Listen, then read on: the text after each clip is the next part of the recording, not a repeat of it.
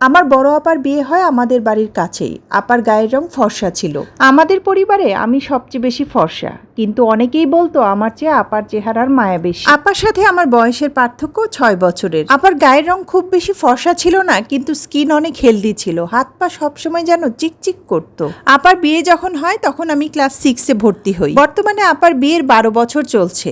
আপাকে দেখে বোঝার উপায় নেই আপা কোনো কালে ফর্সা ছিল কিনা। বিয়ের বছর পেরোনোর আগেই আপার গায়ের রং পাল্টাতে থাকে। অযত্ন, অবহেলা, স্বামী শাশুড়ির কটু কথা আপার নিত্যদিনের সঙ্গী। রোদে পড়ে কাজ করতে করতে আপার হাত পায়ের দিকে যেন তাকানো যায় না। কখনো অসুস্থ হলেও বিশ্রাম করার উপায় ছিল না। আপার শাশুড়ি দুনিয়ার সব দেখতে পারলেও ছেলে আর ছেলের বউয়ের সুখ শান্তির বিরুদ্ধে ছিলেন। পান থেকে চুন খসলেই আপার নামে বিচার যেত আপার হাজবেন্ডের কাছে। তারপর শুরু হতো আপার উপর মানসিক অত্যাচার। আপার হাজবেন্ড আপাকে অনেক সময় বলেন, তুমি কালো দেখেও আমি তোমার সাথে এখনো সংসার করছি। একটা সুন্দর মেয়ে কয়লাতে পরিণত হয়েছে শুধুমাত্র তার স্বামীর অযত্নে।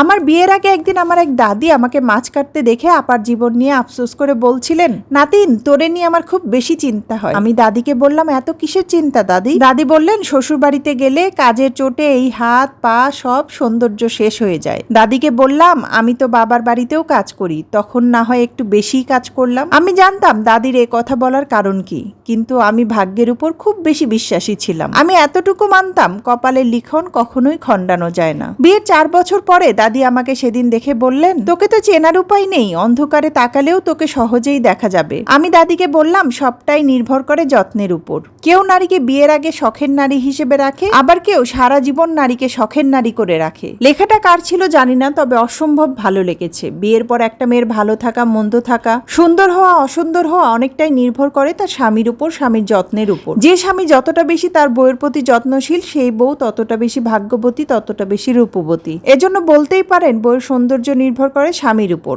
একটা স্বামী তার বউকে যতটা বেশি গুরুত্ব দিবে, একটা বউ তত বেশি আত্মবিশ্বাসী, তত বেশি নিজের প্রতি যত্নশীল হবে। তো যাই হোক, কুশিকার দাদু বাড়ি এসেছি 2 দিন হয়ে গেছে। তো রাতে এখানে হঠাৎ করে বানানো হচ্ছে চিকেন বিরিয়ানি, আর চিকেন বিরিয়ানি বানানোর দায়িত্ব পড়েছে আমার উপর। আসলে এমনিতে রান্না করলে খুব একটা টেনশন হয় না, কিন্তু যখন অনেকের জন্য রান্না করি তখন একটু টেনশন হয় যে খারাপ না আবার হয়ে যায়। তো যাই হোক, রান্নাটা খেয়ে সবাই মোটামুটি ভালোই বলেছে, তো এটাই শান্তি। আসলে আমার শাশুড়ি এত ভালো রান্না করে যে আমার রান্না করতে একটু ভয়ই লাগে, কারণ মায়ের সব রান্নাই অসম্ভব মজার হয়। তার কাছ থেকে আমি অনেক রান্না শিখেছি, কিন্তু তার মতো এখনো করতে পারি না। যাই হোক, এখানে আমি বিরিয়ানির জন্য প্রথমে মুরগির মাংসটা আগে রান্না করে নিচ্ছি। মুরগিটা প্রথমে আমি একটু ভেজে নিয়েছিলাম, একটু জাফরান আর লবণ দিয়ে মাখিয়ে রেখে। এরপর সব ধরনের মশলা দিয়ে মশলাটা খুব ভালোভাবে কষিয়ে নিয়ে এতে মুরগির ভাজা মাংসগুলো এতে দিয়ে দিয়েছি। আমার কিন্তু মুরগির মাংসটা রান্না হয়ে গেছে। এখন নামানোর ঠিক আগে একটু ঘি আর কাঁচামরিচ দিয়ে একটু ঢেকে রান্না করে মাংসটা নামিয়ে ফেলবো।